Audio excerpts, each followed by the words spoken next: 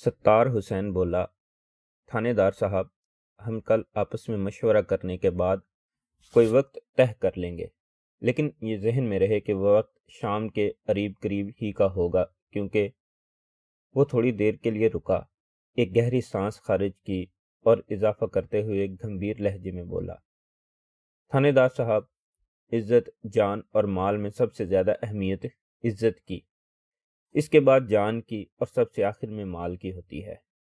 اللہ کا شکر ہے ہماری عزت اور جان محفوظ رہی ہیں۔ مال و دولت اور زیورات کا کیا ہے، انسان زندہ رہے تو یہ چیزیں دوبارہ بن جاتی ہیں۔ اس لیے کل ولیمہ طے شدہ پروگرام کے مطابق ہوگا۔ ولیمے سے فارغ ہونے کے بعد جب امیر بخش اور جسکانی پور کے دیگر لوگ واپسی کی راہ اختیار کریں گے تو میں بھی ان کے ساتھ ہی آ جاؤں گا۔ آپ کا تھانہ موزہ رکھاں والی میں ہے، جو جسکانی پور کے بہت قریب واقع ہے۔ میں نے ستار حسین کے پروگرام سے مکمل اتفاق کرتے ہوئے انہیں جانے کی اجازت دے دی، لیکن اس سے پہلے کہ وہ لوگ مقام لٹ پٹاں سے روانہ ہوتے، ستار حسین کا خدشہ سچ ثابت ہو گیا۔ سلطانہ آباد کی سمت سے چند گھڑ سواروں کی مخصوص آواز سنائی دینے لگی۔ وہ 4 یا 5 گھڑ سوار تھے جو اپنے گھوڑوں کو دوڑاتے ہوئے اسی طرف آ رہے تھے۔ نہ ہموار کچے راستے پر گھوڑوں کے پاؤں کی مخصوص آوازیں ابھر رہی تھیں۔ امیر بخش اور ستار حسین نے چونک کر بے ساختہ ایک دوسرے کی طرف دیکھا، پھر وہ سوالیہ نظروں سے مجھے تکنے لگے۔ ان کے ذہنوں میں اس وقت جس نوعیت کے خیالات ابھر رہے تھے، میں اچھی طرح ان سے آگاہ تھا، لہٰذا میں نے ان کی سوچ کی تائید کرتے ہوئے اسبات میں گردن ہلا دی۔ اگلے ہی لمحے ہم سب کے اندازوں کی تصدیق ہو گئی۔ گھڑ سوار ہماری نظروں میں آ گئے۔ وہ تعداد میں 4 تھے۔ قریب پہنچنے پر پتہ چلا کہ ان سب کا تعلق سلطانہ آباد سے تھا اور وہ ان لوگوں کی خیریت دریافت کرنے ہی یہاں پہنچے تھے۔ میں نے ایک بات خاص طور پر نوٹ کی کہ وہ چاروں پوری طرح مسلح تھے۔ دونوں نے رائفلیں سنبھال رکھی تھیں اور باقی 2 کی کمر پر ریوالور والے مخصوص بیلٹ نظر آ رہے تھے۔ نہ صرف بیلٹ بلکہ چرمی ہولسٹر میں سے ریوالورز کے دستے بھی جھانک رہے تھے، جس سے ان کے عزائم کی ترجمانی ہوتی تھی۔ اس بات میں کسی شک و شبہ کی گنجائش نہیں تھی کہ ان گھڑ سواروں کو یہ اندیشہ ضرور تھا کہ اگر 4 بجے تک بارات سلطانہ آباد نہیں پہنچی تو اس کا واضح مطلب یہی ہے کہ راستے میں ان کے ساتھ کوئی ناخوشگوار واقعہ پیش آ چکا ہے۔ جب ہی وہ پوری تیاری کے ساتھ ادھر آئے تھے، آنے والوں نے بارات کی کیفیت دیکھی اور ان لوگوں کے ساتھ ایک تھانے دار کو موجود پایا تو پلک جھپکتے میں صورتحال ان پر واضح ہو گئی۔ نہایت ہی مختصر الفاظ میں نے بھی انہیں تازہ ترین حالات سے آگاہ کر دیا۔ ستار نے ان کا تعارف کرانا ضروری سمجھا، جو گھوڑوں سے نیچے اتر آئے تھے۔ ریوالور بردار گھڑ سواروں کی جانب اشارہ کرتے ہوئے اس نے مجھے بتایا، تھانے دار صاحب، یہ جھارا اور جھورا ہیں۔ چوہدری سلطان کے خاص بندوں میں ان کا شمار ہوتا ہے، اور یہ جو ان کے ساتھ آئے ہیں، اس نے باقی 2 رائفل برداروں کے بارے میں بتاتے ہوئے کہا، ان میں سے یہ پٹواری حیات اللہ کا بیٹا مشتاق عرف مشتاقہ اور یہ اس کا دوست سلیم عرف سیما ہے۔ مشتاق ایک پستہ قد شخص تھا، جبکہ سلیم کا قد لمبا تھا۔ بعد میں مجھے معلوم ہوا کہ وہ دونوں دوست کبڈی کے بھی بہت اچھے کھلاڑی تھے۔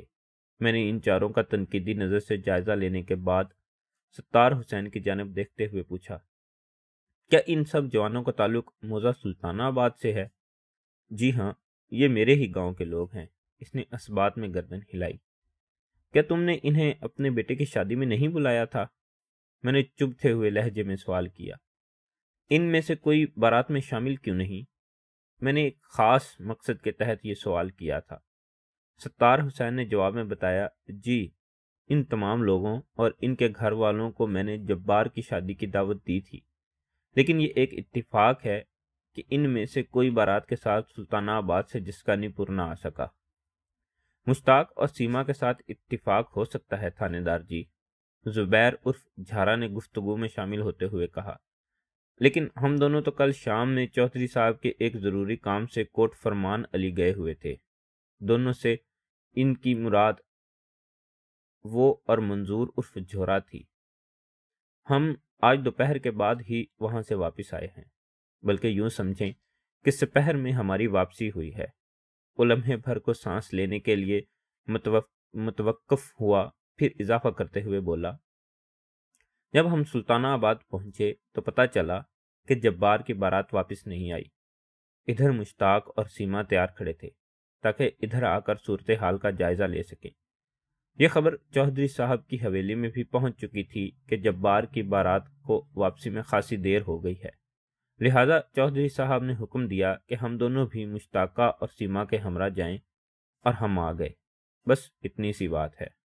مشتاقہ اور سیما نے بارات میں عدم شمولیت کے لیے کوئی وضاحت پیش کرنا ضروری نہ جانا، اور میں نے بھی اس موقع پر کوئی قرید وغیرہ کرنے کی بجائے صرف اتنا کہا، کاش تم لوگوں میں سے کوئی دو مسلح افراد بھی جبار کی بارات کے ساتھ شامل ہوتے تو ڈاکوؤں کو یوں من مانی نہ کرنے کی ضرورت ہوتی۔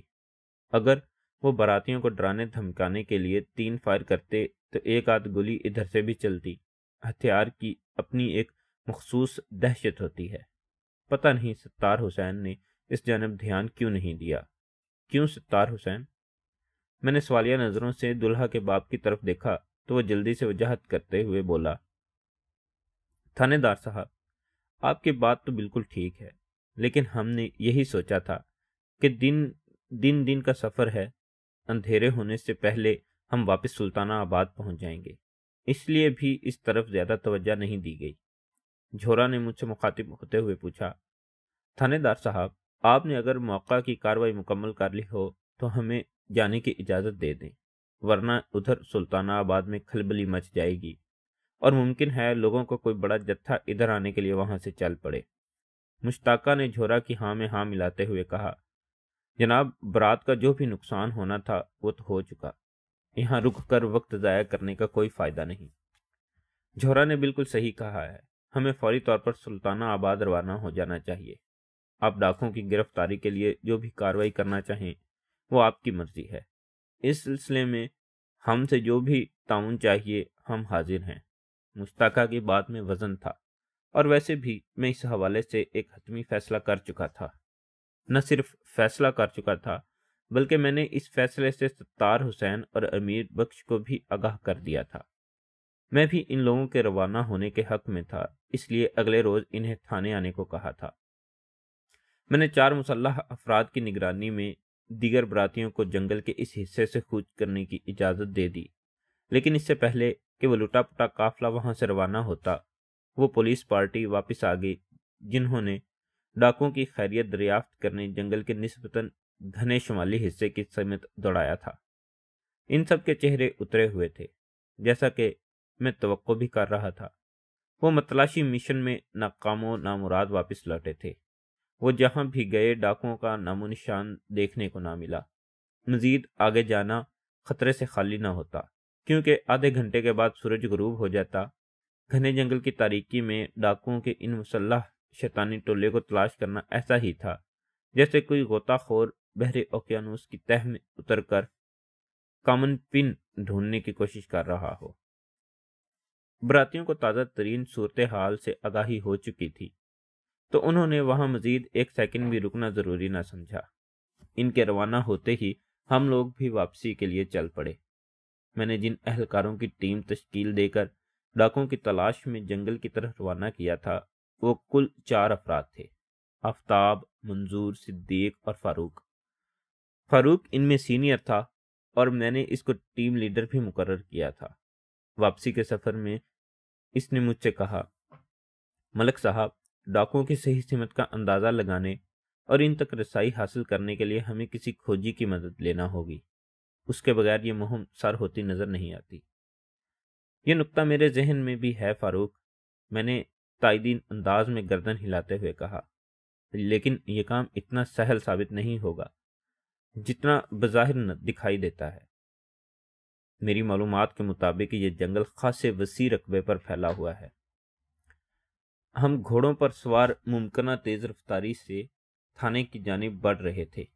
اس کچے راستے کو جنگل کا صرف جنوبی کونا ٹچ کرتا تھا، جہاں ڈاکوں نے ہلہ بول کر اس بارات کو بے سر و سامان کر دیا تھا۔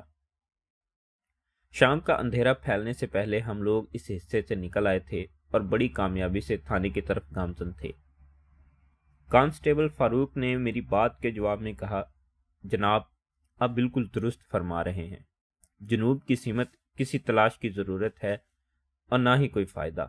براتیوں کی فراہم کردہ معلومات کے مطابق جائے واردات سے ڈاکوؤں نے شمال کا رخ کیا ہے تو وہ یقیناً ادھر ہی گئے ہوں گے، اور شمال میں یہ جنگل لگ بھگ 10 میل کے فاصلے تک پھیلا ہوا ہے۔ یہ اچھی خاصی دوری ہے، مگر وہ جملہ ادھورا چھوڑ کر متوقف ہوا، پھر ایک گہری سانس خارج کرنے کے بعد بولا، کھرا اٹھانے کے سوا کوئی چارہ بھی تو نظر نہیں آتا۔ ڈاکوؤں نے اپنے چہروں کو ڈھاٹھوں کے پیچھے چھپا رکھا تھا تاکہ ان کی شناخت نہ ہو سکے۔ بارات میں شامل 40 افراد میں سے کوئی بھی یہ نہیں جانتا کہ ان کے حلیے کیا تھے۔ اگر ڈاکوؤں تک پہنچنا ہے یا ان کے روٹ کا پتہ چلانا ہے تو واحد ذریعہ کھوجی کی خدمات ہی ہو سکتی ہیں۔ اس بارے میں تھانے جا کر ہی کوئی لائحہ عمل بنائیں گے، میں نے گھمبیر لہجے میں کہا۔ بات چیت میں خاصی دشواری محسوس ہو رہی تھی۔ فاروق کا گھوڑا چونکہ میرے برابر میں دوڑ رہا تھا، اس لیے ہم کوشش کر کے گفتگو کر رہے تھے۔ فی الحال حتمی انداز میں کچھ بھی کہنا ممکن نہیں۔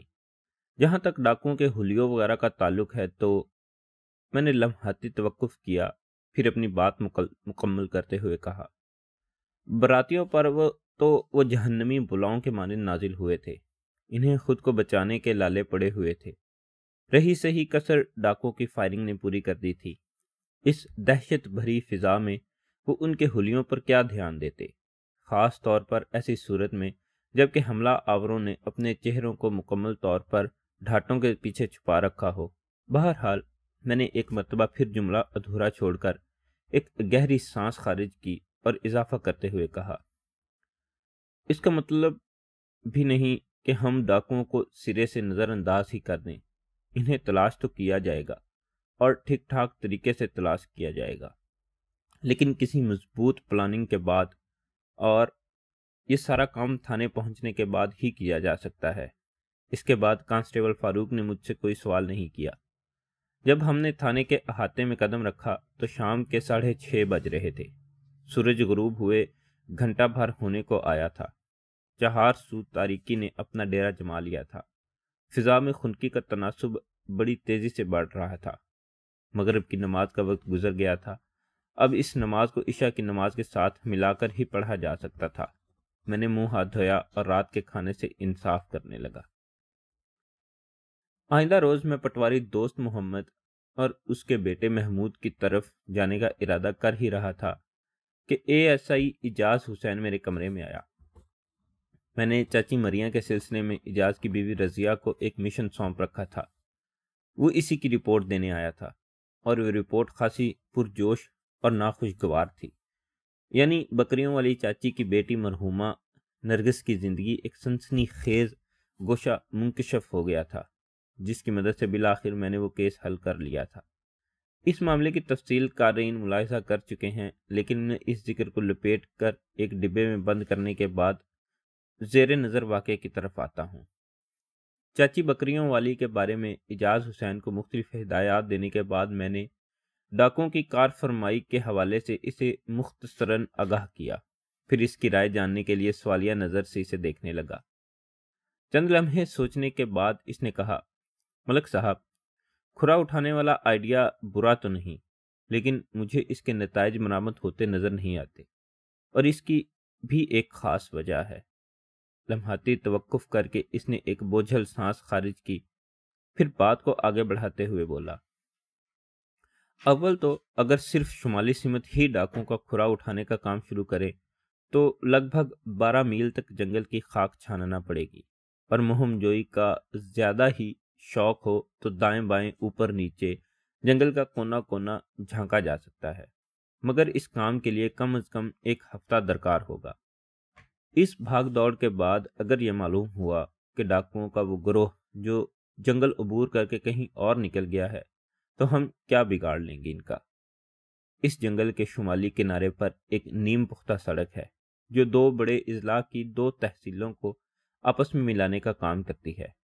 مذکورہ دونوں تحصیلوں کے بیچ بھی کم از کم 20-25 میل کا فاصلہ ہے۔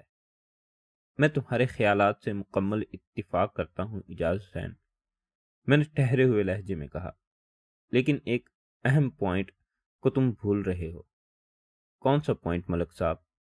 وہ الجھن زدہ نظر سے میری طرف دیکھنے لگا۔ میں نے وضاحت کرتے ہوئے کہا، یہ ٹھیک ہے کہ ہم پورے جنگل کا چپا چپا نہیں چھان سکتے۔ اگر ڈاکو اس جنگل میں مقیم نہیں ہیں اور ان کا مستقل ٹھکانہ جنگل کے علاوہ کہیں اور ہے اور وہ وہاں سے نکل کر کہیں اور جا چکے ہیں تو ان تک رسائی کا عمل خاصا دشوار گزار ثابت ہو سکتا ہے۔ تم نے 2 بڑی تحصیلوں اور نیم پختہ سڑک کا حوالہ تو دیا، لیکن یہ بھول گئے کہ جنگل کے شمالی کنارے پر اسی نیم پختہ سڑک کی دوسری جانب چک سیف نامی ایک بڑا گاؤں واقع ہے۔ اسی طرف جنگل کے مشرقی اور مغربی کناروں پر بھی یا کناروں سے کچھ فاصلے پر گاؤں دیہات ہوں گے۔ ممکن ہے لٹیروں کا وہ گروہ اس جنگل کے بیچوں بیچ کسی بھی سمت نکل گیا ہو۔ میں تو اس علاقے میں نیا ہوں، تم یہاں کے جغرافیے سے اچھی طرح واقف ہوگے، مجھے اس بارے میں کچھ بتاؤ گے؟ کیوں نہیں ملک صاحب، وہ جلدی سے بولا۔ پھر چند لمحات کے توقف کے بعد اس نے بتانا شروع کیا۔ اگر ہم جائے وقوع سے ناک کی سیدھ میں شمالی سمت جائیں تو جیسا کہ میں نے بتایا ہے نیم پختہ سڑک آ جائے گی، اور اس سڑک کی دوسری جانب واقع چک سیف بھی آباد ہے۔ لیکن اگر ہم جنگل کے دائیں بائیں کا جائزہ لینا چاہیں تو… وہ تھوڑی دیر توقف کے بعد بیان کو آگے بڑھاتے ہوئے بولا، اس جنگل میں لگ بھگ 2 میل آگے جائیں تو بائیں جانب ایک راستہ نکلتا ہے۔ وہ جنگل سے باہر آنے کے بعد کوٹ فرمان علی نامی ایک گاؤں تک جاتا ہے۔ جنگل کے کنارے سے کوٹ فرمان علی تک 6 میل کا فاصلہ ہوگا۔ کوٹ فرمان علی؟ میں نے زیر لب دہرایا۔ مجھے یوں محسوس ہوا جیسے میں نے یہ نام پہلے بھی کہیں سنا ہے، لیکن اس وقت فوری طور پر مجھے یاد نہ آ سکا۔ ASI جنگلی راستوں کی تفصیلی بتاتے ہوئے کہہ رہا تھا، اسی طرح اگر جنگل میں 5 میل آگے جانے کے بعد دائیں طرف مڑ کر سفر جاری رکھیں تو جنگل سے باہر نکل کر فرید نگر کا راستہ مل جاتا ہے۔ جنگل کے اس بیرونی مقام سے فرید نگر تک کم و بیش 2 میل کا فاصلہ ہوگا، اور مزے کی بات یہ ہے کہ فرید نگر ہمارے رکھاں والی سے صرف 4 میل کے فاصلے پر شمال میں واقع ہے۔